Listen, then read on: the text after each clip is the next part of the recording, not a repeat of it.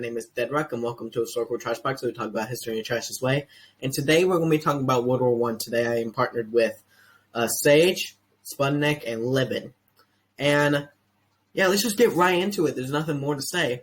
So to start out with a bit of a preset on the war, let's start off with a bit of a timeline. The year is like late 1912, tension between a country called the Ottoman Empire and the independent states of the Balkans, which the Balkans are a section of Europe that are in like southeast Europe. These countries would be like countries like Bulgaria, Serbia, Greece, Montenegro, and Romania. These countries would be at war with each other for about 9 months or so.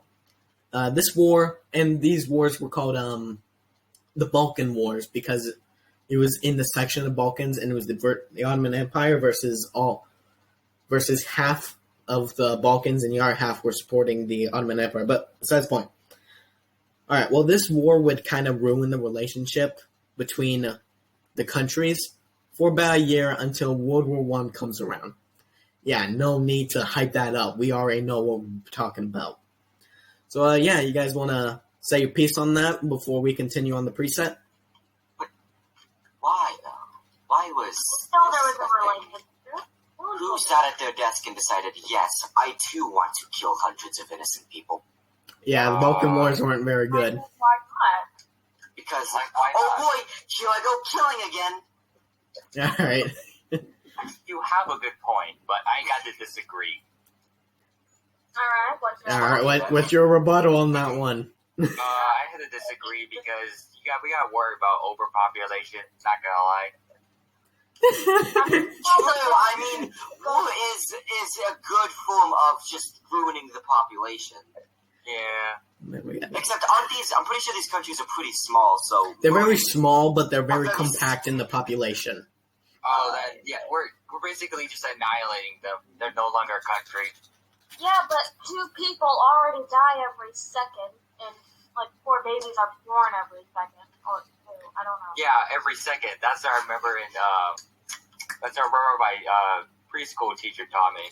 Okay, let's get back. Continue. This is stop. Yeah, we need to stop this train right here. Okay, let's continue on a bit of the preset. So on July 28th, 1914, Archduke Franz Ferdinand of Austria was being drove around Savoia, Bosnia and Herzegovina, which was a province of Austria-Hungary. Bombs were being thrown at his car. Luckily, they missed, but the police car behind him that was escorting him got blown up.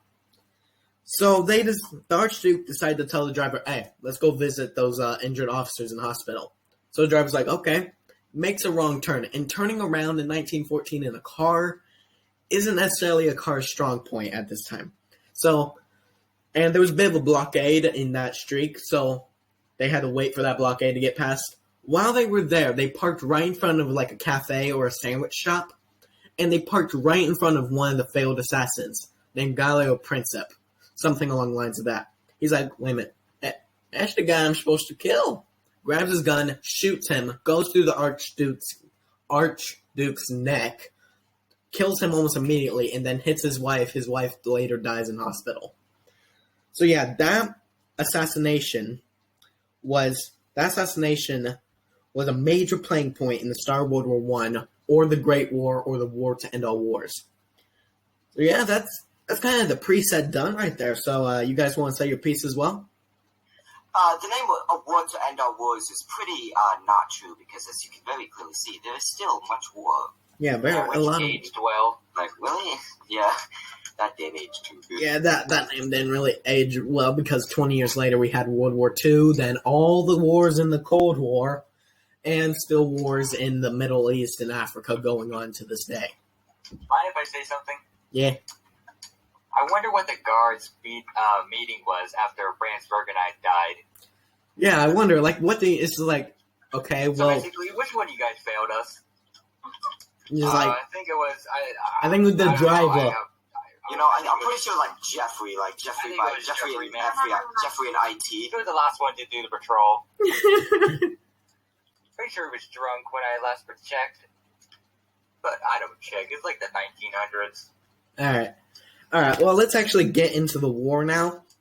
Alright, so... We haven't gotten to that part yet. Yeah, we haven't even gotten to that part yet. That was just the preset, and that was a lot of information. But yeah, let's get into the war itself. So since the last major war, which was the 7 Years' War, which included major countries like England, France, Dutch, Spain. Yeah, all those countries were fighting each other for 7 years, and that was a big war. Since then, which a solid 150 years of time had gone by, technology had grown exponentially. So, to get back on track, after the assassination of the Archduke in Austria-Hungary, Austria-Hungary thought Serbia had something to do with it, which they probably did. Maybe not. It's still kind of blurry on that. So the Austro-Hungarians sent an impossible demands to Serbia, and when they denied, and when those demands were declined, Austria-Hungary declared war on Serbia on July 28, 1914, the exact same day that the Archduke was assassinated. Like seriously, like maybe 10 hours later. That Germany joined as well. We'll get to that soon. So, yeah, you guys want to say your piece on that before we continue? No? No, I think we're good. All right, I guess we're good. Not bothered. Oh my god. All right. Rip headphone users. Yeah, sorry, fellas. If you're wearing headphones, you're listening this into a long road trip or just, like, studying or something, yeah, I suggest you don't wear headphones because it can get a bit loud. We should just put a disclaimer to this. Yeah, just a disclaimer. Do not wear headphones. You're going to have a Sputnik and go ear rape on mode. All right, let's get back on track. Let's continue on the first bit of the war. So, Serbia is friends with Russia. Russia is friends with France, who is sort of friends with Britain and Montenegro. Montenegro joins because they want some land back from Austria-Hungary, and they joined the fight with Serbia, like kind of moved their troops there. Meanwhile, Austria-Hungary asked Germany and Albania for help. Germany says yes, while Albania agrees to supply them with weapons, but not soldiers. Germany has a plan called the Schieffelin Plan. So basically, they knew Russia would take forever to ready their troops. So Germany would invade neutral Belgium, take them, wrap around France's defense on the German border, and would defeat France, taking Britain out in the process, then move all their troops back to Russia, defeat them, win the war. Yeah, that didn't necessarily work. You want to know what happened? Because America exists. That's not very cool. Using actual logical tactics to win a war. That's not very hard. I'm so sorry. Did you just say the Shifu plan? Schieffelin Plan. Okay, I thought you said Shifu. No, I didn't. No, I'm trying to say German words when I can't speak German. You can try. I made a good attempt. No. That's the problem with language boundaries. Yeah. German viewers, tell me, how good was it? Yeah.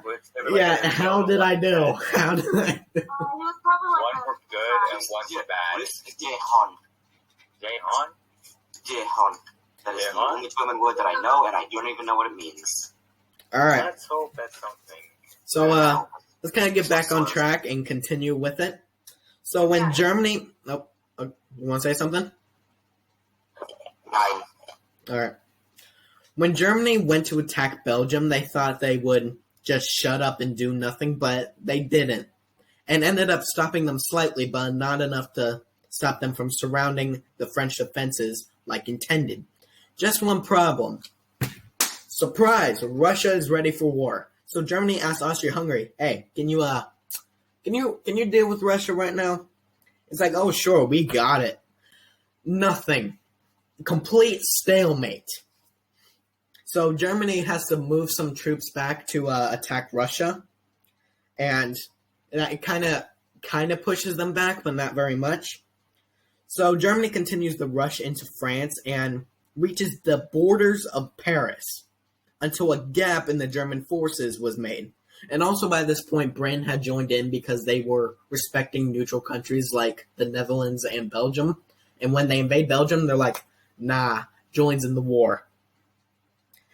So the German forces, there was a bit of a gap, which was made clear. The British flanked into the German from the side and the back, causing the Germans to back up. It became a flanking battle from that point on for a good solid couple months. They were trying to outflank each other all the way to the border of Belgium. And then when they got there, the German and British and French troops decided to dig in. This was a point of trench warfare. It went from Belgium's most western point all the way down to the borders of Switzerland.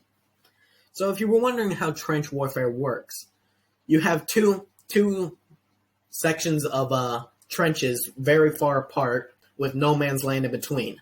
They would bomb no man's land and other bunkers a lot, and making it almost impossible to traverse. It was covered in barbed wire. It was all muddy. It was really hard to traverse.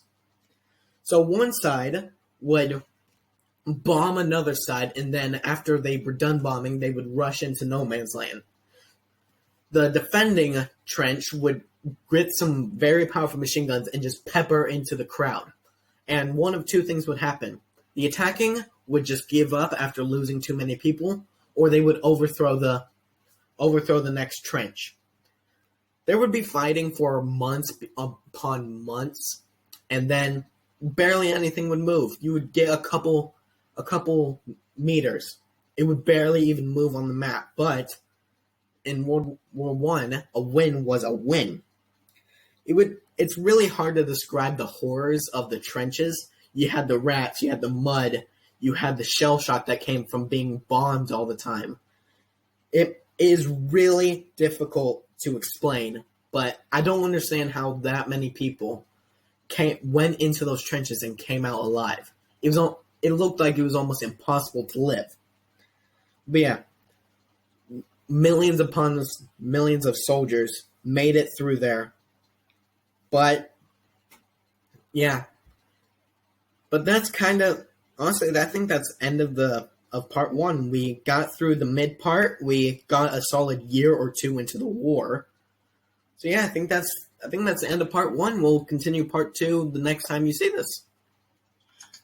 Did Wait, you know? I got something to say.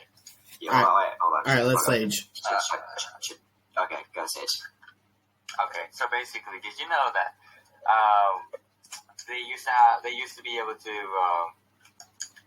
like on Christmas Day they don't even fight at all because it's more of a Yes, tradition. I do remember that. Oh, I was about to say that as well. Like, there was this one battle, I can't remember the name of it, where they stopped all fighting on Christmas and played soccer. Yeah, they played them See, soccer. I think there was this one occurrence where they all stopped because the new Super Smash Bros. Came out. Trying to appeal to a younger audience now, are we? World War I playing Smash on my Nintendo Switch with the police. Trying to appeal to a younger audience, are we now? I'm questioning my life story too. All right, well, that's the end of part one. So, you guys have any closing words you want to say? Well, as they say in France, I surrendered.